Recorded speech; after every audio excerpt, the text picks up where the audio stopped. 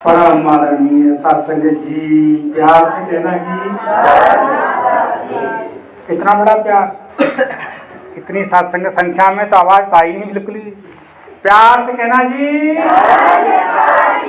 बोलिए सतगुरु माता श्री सविंदर हरदेव जी महाराज की। सत्संगत बड़ी कृपा सतगुरु सच्चे पातशाह की, गरीब नवाज की, ये सुंदर रूप बना सत्संग का दास को भी आशीर्वाद देने का मौका मिला।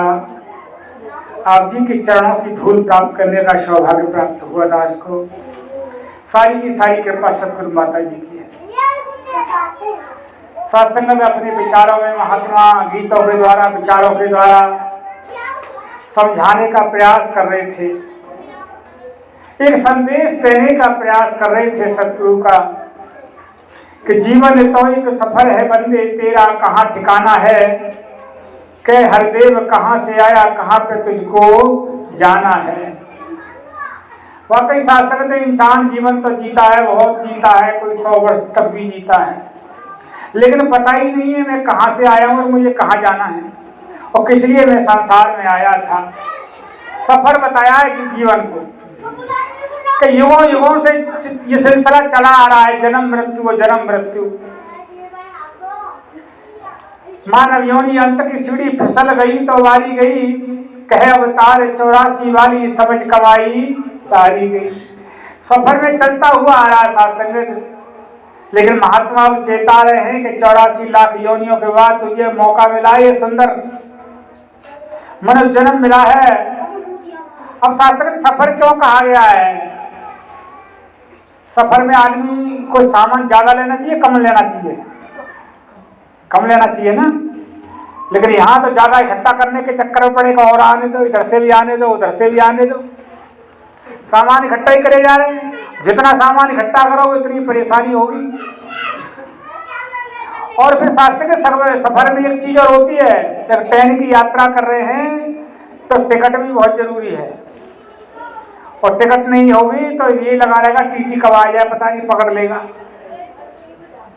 पूरे सफर में यही चिंता रहेगी टीटी ना आ जाए।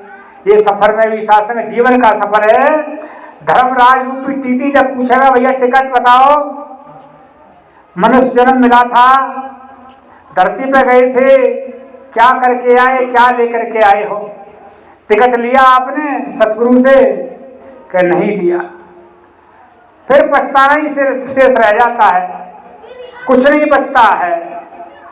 फिर विनती करता है, हाथ जोड़ता है कि एक बार मौका और मिल जाता मुझे मनुष्य रूप का, मनुष्य जन्म का।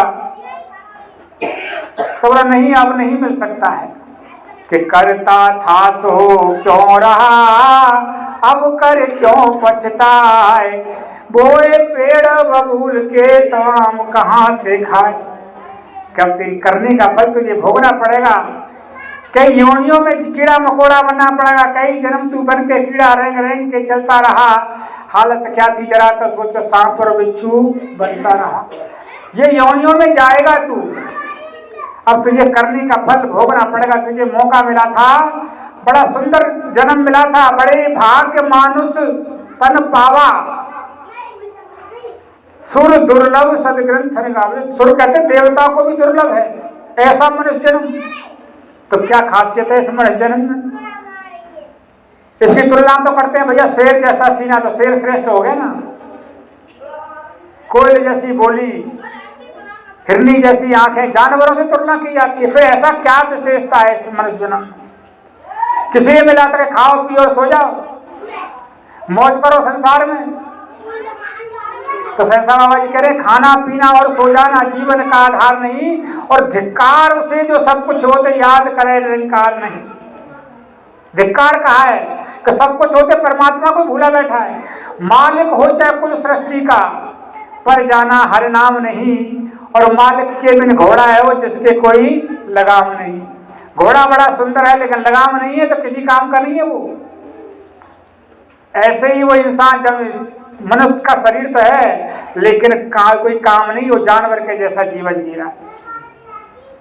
बड़े भाग्य से क्यों कहा गया है? अरे तेरे नाती बेटा नहीं हुए हैं, मकान नहीं बनाया, दुकान नहीं बनाया, ये तो प्रारब्ध के कर्मों के अनुसार ये होता रहेगा, होगा भी, तू नहीं रहेगा जब भी होगा। लेकिन किस लिए तो मनुष्य जन्म तुझे मिला था, संसार में किस लिए आया था, उसको तो पूरा कर ले। कि साधन धाम मोक्ष कर द्वारा पाई न जई परलोक समारा। कि साधन है ये मोक्ष प्राप्त करने का, और इसको अगर पाकर के ही परलोक नहीं समारा, ये लोक नहीं समारा है, तो उससे बड़ा कोई मूर्ख ही नहीं। एक राज्य का नियम था कि राजा जब 70 साल का हो जाता, उसको हाथी पे बैठाया जाता, उसकी सवारी निकाली जाती ढोल बाजे के साथ में। अब एक बार ऐसे एक राज्य का राजा जो 70 साल का हो गया उस राज्य का, और राजा को हाथी पे बैठाया, आगे ढोल बाजे से सब नाचते जा रहे हैं, गाते जा रहे हैं, राजा को लिए जा रहे हैं। अब एक ने पूछे, और राजा भी साथ में नाच रहा है, वो भी ऊपर हाथी के ऊपर बैठा बैठा वो भी कूद रहा है। तो एक ने पूछ लिया, राजा साहब आपको पता है कुछ क्या हो रहा है, आपको कहाँ ले जाया जा रहा है? बोला मुझे पता है। नहीं पहले तो बोला ऐसा कभी होता नहीं था, पहले तो ऐसा होता था कि बाकी जो हाथी के सामने जो चलते थे ढोल बाजे के साथ वो सब नाचते थे, लेकिन राजा जो हाथी में बैठा होता वो रोता था। क्यों रोता था? तो उसको जो है नदी में छोड़ दिया जाएगा, नदी के किनारे पर, और उससे कह दिया जाएगा भाई तू पार हो गया नदी से, इसमें मगरमच्छ है, अगर इससे बच गया तो आगे जंगल है, वहां शेर वगैरह जो खा जाएंगे जंगली जानवर। तो इसलिए राजा रोता था। और आप तो हंस रहे हो। बोला हाँ मैं राजा था, मुझे सब पता था, राजा होते हुए मैंने यहाँ भी इंतजाम कर लिया और वहां भी इंतजाम कर लिया है, नदी पर पुल बना दिया है मैंने, और वहां भी जो मैंने जंगल में सुंदर सा महल बना दिया, नौकर चाकर मुझे तैयार मिलेंगे। तो वो राजा विद्वान हुआ कि नहीं हुआ? ऐसे ही जो विद्वान इंसान होता है, जो इस मनुष्य जन्म की कीमत समझता है, वो इस लोक को भी संवार लेता है और अगले लोक को भी संवार लेता है, उसको फिर चिंता नहीं है। साथ संगत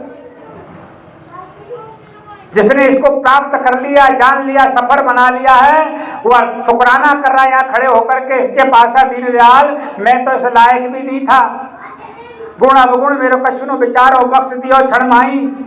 हे दीनदयाल, कंपनी में कोई आदमी नौकरी करने के जाता है, ये बैठे बच्चे, कंपनी वाला पूछेगा भैया क्वालिफिकेशन दिखाओ, कितने पढ़े हो आप, कौन सी डिग्री लेकर के आए हो, तब आपको जॉब दिया जाएगा। वो देखता है, उसका टेस्ट भी लेता है, इंटरव्यू भी लेता है, जब जॉब देता है उसको, उसके बाद देखता है कि साल 6 महीना इसने अच्छा काम कर रहा है कि नहीं कर रहा, और नहीं करेगा तो उसको बाहर का रास्ता भी दिखा देता है। लेकिन मेरे सतगुरु ने मेरी कोई क्वालिफिकेशन नहीं पूछी, मुझसे कुछ नहीं पूछा, भैया गीता का ज्ञान कितना है आपको, रामायण कितनी पढ़ी है आपने, कितने मंत्र जाप किए हैं आपने, कौन सी जाति का है, कितना पढ़ा लिखा, कुछ नहीं पूछा था, कुछ नहीं पूछा। और मैं इसके वचनों पर चल भी नहीं पाता हूँ, इसके अनुसार चल भी नहीं पाता हूँ, फिर भी मुझे ये बाहर नहीं निकालता है। कितना कृपालु है, कितना दयालु है, और मैं कितना नाशुक्रा हूँ। साथ पल पल गलती करता हूँ, पल पल पर गलती करते जाता हूँ। उसने मुझे थर्मामीटर दिया था कि बेटा चेक करते रहे ना, ज्ञान तो मैंने तुझे दे दिया है, प्यार से कहना। शास्त्र में इसने कोई कमी छोड़ी नहीं है। संसार में होता है नाम, जो भी देखने को मिलता है, नाम रूप और कर्म, 3 चीज देखने को मिलती है। एक नदी है, उसका नाम भी होता है कुछ, रूप भी है उसका, भाई कितनी चौड़ी कितनी लंबी है, और उसका कर्म भी होता है बहने का। लेकिन जब समुद्र में समा जाती है वो तीनों मिट जाते हैं। ऐसे ही जब सतगुरु मुझे ज्ञान से नवाज देता है, मेरे भी ये तीनों कर्म मिट जाते हैं। कि जब मैं था तब हरे नहीं, अब हरे में नाए, सब अंधियारा मिट गया जब दीपक देखा माए। कि जब तो ज्ञान से पहले तो मैं करता घूम रहा था, मंदिर मंदिर घूमता, मुझे ये मिल जाए, मुझे वो मिल जाए, मेरा ये हो जाए। अब क्या बोलता हूँ, अब मैं नहीं करता, अब कहता हूँ भला करो सबका प्रभु, सबका हो कल्याण। ये सोच बदली सतगुरु ने, मेरी बोली भाषा बदल दी। महात्मा बच्चे उधम कर रहे थे, महात्मा ने जाके हाथ जोड़ दिया और बच्चों को सत्संग में। ये कौन सिखाया, सतगुरु तो सिखा रहा है कि पहले तो मन काग था करता जीवन घात, अब तो मन हंसा हुआ चुन चुन मोती खात। ये फर्क हो गया सत्संग। पहले तो अब शब्द निकलते थे मुंह से, कड़वाई बोलता था, अब सतगुरु ने हंस बना दिया। सतगुरु ने नाम धन दे करके हंस बना दिया है मुझे, कि मोती ही चुनना है, क्योंकि संसार में तो सब तरह के हैं, संसार तो भरा पड़ा है, सब तरह के लोग हैं, लेकिन संत महात्मा मोती ही चुनते हैं। फूल बखेरते हैं, खुशबू बखेरते हैं। एक गंदगी की गाड़ी जा रही है, बदबू बखेरती जाएगी, लेकिन फूलों की गाड़ी होगी, खुशबू बखेरती जाती है। ऐसे ही संत महात्मा खुशबू बखेरते जाते हैं सत्संग। अज्ञानता सतगुरु ने हर ली मेरी, अहंकार भी चला गया धीरे धीरे, और जन्म मरण से मुक्ति मिल गई। मैना मरबो मरबो संसारा मिलबो सारंग पानी, और राम कबीरा एक भय कोई न सके पहचानी। ये सत्संग ज्ञान कोई साधारण नहीं है। ये पहले भी सबने ऐसे पाया जैसे आप सब बोलते हो खड़े होकर के। मीरा नाची थी इसको प्राप्त करके, पाया जी मैंने राम रतन धन पाया। कौन सा राम रतन धन, वो तो बहुत अमीर घराने की थी, उसके पास तो हीरा जवाहरात थे, पैसों की कोई कमी नहीं थी, फिर भी कह रही कि मैंने तो राम रतन धन पायो। वस्तु अमोलक दीनी मेरे सतगुरु, अमोलक वस्तु कौन सी बनो अमोलक, जो आपको मिली है, ये नाम धन सतगुरु का ज्ञान। कबीरदास जी ने भी इसी को प्राप्त किया। शास्त्र ग्रंथ भरे पड़े हैं, रामचरितमानस है, गीता है, भरे पड़े हैं, लेकिन आगे शास्त्र देखे तो सही खोल के। धर्म के अंदर भूली दुनिया पढ़ती और पढ़ाती है, और भीतर लिखा कोई न माने व्यर्थ का शोर मचाती है। पढ़ती भी है और पढ़ाती दुनिया को। भैया अखंड रामायण कराएंगे 24 घंटे की, भागवत कराएंगे 7 दिन की, सब सुन लो, ऊंचे ऊंचे माइक लगाए जाएंगे, लेकिन उनको पूछो भैया 7 दिन के बाद या 24 घंटे में भैया क्या सुना, क्या सीखा, कोई एक शब्द, कोई एक लाइन, कुछ भी पता नहीं। सिर्फ अहंकार हो गया करने का कि मैंने इतना बड़ा यज्ञ कराया है। प्यार से कहना जी। लेकिन मेरे सतगुरु ने कितनी साधारण भक्ति दे दी कि जान लेकर के हमें कर्म करने हैं। कोई महात्मा कह रहे हैं अभी सहनसा बाबा जी, बिना परहेज के औसत जैसे असर कभी ना कर सकती, अमल करे ना हाथ से जब तक बात नहीं कोई बन सकती। प्यार से कहना जी। अब डॉक्टर के पास जाते हैं, कोई बीमारी हो जाती है, अगर डॉक्टर साहब दवा दे दो, और डॉक्टर साहब दवा दे देते हैं और कहते भैया परहेज भी करना है। अब 7 दिन के बाद में फिर डॉक्टर के पास पहुंचेगा, डॉक्टर साहब कैसी दवा दिया आपने, हमें तो कोई फायदा हुआ ही नहीं। बोले दवा तो मैंने अच्छी दिया था। बोले क्या दवा दी, बोले दवा तो दिया, मेरे परहेज बता वो किया, बोले वो तो मैं भूल गया। फिर कहाँ से होगा शास्त्र में। हमें सतगुरु ने परहेज दिया है ज्ञान देकर के बाद के सत्संग करना है, सेवा सुमरन करना है। यहाँ शरीर चल के आते हैं, शरीर धन्य हो जाता है, धन की सेवा हो जाती है। कोई माया चढ़ाते हैं, धन की सेवा हो जाती है। ये अपने फायदे के लिए हो रहा शास्त्र में, इसमें सतगुरु का कोई फायदा नहीं, मेरा कोई फायदा नहीं, जो कर रहा है उसी का फायदा है। 5 रुपया चढ़ा करके कोई 10 लाख का प्लॉट मांगता है तो आप विचार कर लो आप क्या मांग कर रहे हो आप। शास्त्र में जैसा बीज बोओगे ऐसा ही यहाँ बरकत होगी। मैं अगर यहाँ दान कर रहा हूं तो शास्त्र अपने लिए, इसका सतगुरु धरती धर्म की जो बीज है, तो खेत में बीज बोते हो सकता है आधा निकले आधा ना भी निकले, लेकिन सतगुरु के घर पे जो बीज बोया जाता है, तन का, मन का, धन का, उसका अवश्य फल मिलता है। लेकिन कब मिलेगा, कितना मिलेगा, ये सतगुरु ही जानता है। तन पवित्र सेवा किए धन पवित्र कर दान, मन पवित्र सत्संग से त्रिविध होए कल्याण। कि कबीरा संगत साधु की साहिब आवे याद, लेखे में वो ही घड़ी बाकी सब बर्बाद। कौन सी घड़ी लेखे में? जो यहाँ आप आ गए हो चल करके, ये आपका लिख गया है, ये घड़ी आपकी एंट्री हो गई है। कि जो भी संत जनों की अपने मस्तक धूल लगाएगा, कह अवतार वही नर जग में सकल पदार्थ पाएगा। क्यों भागे चले जाते हैं, क्यों मस्तक रगड़ते हैं संतों के चरणों में? सकल पदार्थ पाएगा, थोड़ा बहुत नहीं। जो मेरी मस्तक की टेढ़ी रेखा थी ना, वो भी सीधी हो गई संत महात्माओं के चरणों में रगड़ने से। जो मेरे भाग्य में नहीं था वो भी मिल गया। यहाँ शास्त्र को ये नहीं कि आ जाए आज मेरे जीवन में चमत्कार हो जाए। दास तो अपने जीवन के अनुभव से कहता है कोई भी बात। और पुरातन महात्मा जो दर पर टिक गए, दर पर शासन रुके हुए हैं, उनको पता है कि यहाँ से कितना आनंद मिलता है, कितना सुख मिलता है। ये सुख का दर है सत्संग, यहाँ सुख मिलता है। और संत महात्मा को पता है, इसलिए संत महात्मा के चरणों में सत्संगत झुकते चले जाते हैं, सेवा कर रहे हैं। महात्मा क्यों कर रहे हैं सेवा?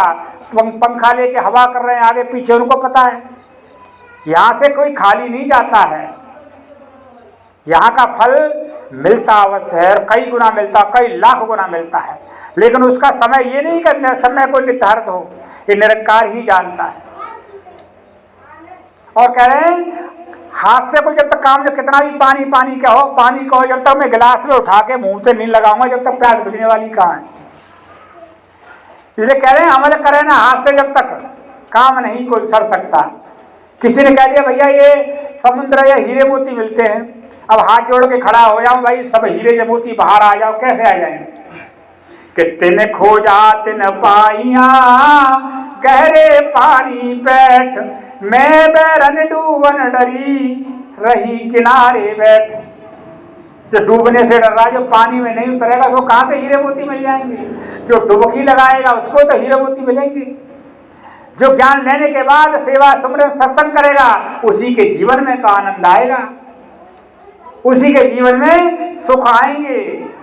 रामचरितमानस में भी यही कहा है कि संत चरण पंकज अति प्रेमा, मन क्रम वचन भजन दृढ़ नेमा, गुरु पितु मात बंधु पति देवा, सो मोहि कहीं जाने दृढ़ सेवा। कि संत चरण पंकज अति प्रेमा, संतों के चरणों में प्रेम और निष्काम भाव होके सुमिरन करना।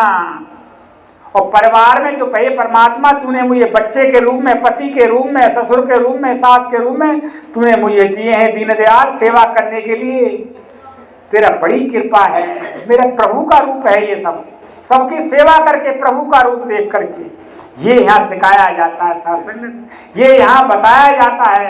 रामचरितमानस से मिला लो, गीता से मिला लो, किसी से भी मिला लो उस ज्ञान को, इन बातों को, वही मिलेंगी शास्त्र। लेकिन संसार में क्या है, पढ़ता कोई नहीं है, लाल कपड़े में लपेट के रखा हुआ है, अमल में कोई नहीं करता, देखता कोई नहीं है। या वही बात बताई जाती है जो हमारी गीता में है, रामायण में है, जो ग्रंथों में है।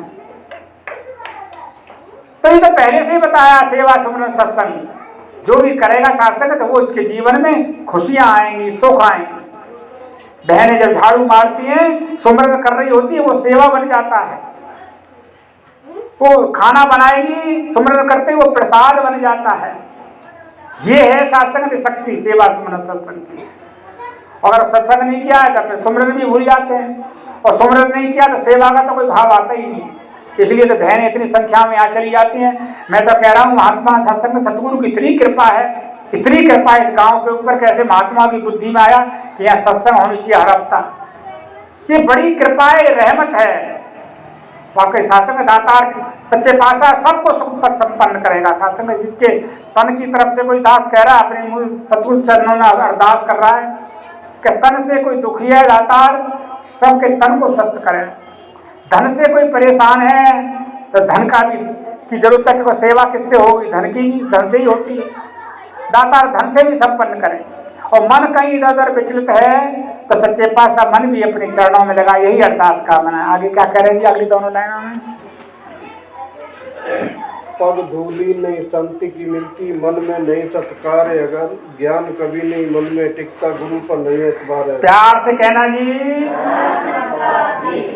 करे पग धूली ना संत की मिलती, मन में नहीं सत्कार अगर। संत महात्माओं के सत्कारोगे, सत्कार नहीं करोगे तो आशीर्वाद मिलने वाला नहीं है।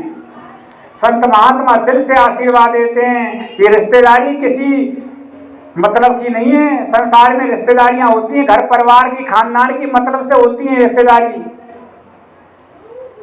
रिश्ते नाते सब मतलब के, संसार में सब मतलब के हैं। और लेकिन सतगुरु से रिश्तेदारी होती है वो बिना मतलब के होती है।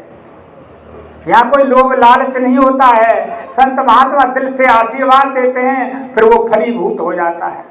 इसलिए कभी भूल करके भी संत का अपमान नहीं करना, और अगर दिखावा कर रहे तो वो भी पता चल जाता है।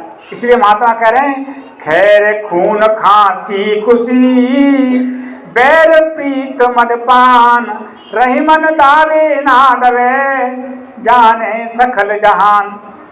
बैर, खैर खून, खैर कहते हैं खुशबू, खून और खांसी खुशी, और बैर दुश्मनी, प्यार, और मदपान जो नशा कर लेता है, दारू पी लेता है, कि कितना भी दबाओ दब नहीं सकता, पता चल जाता है।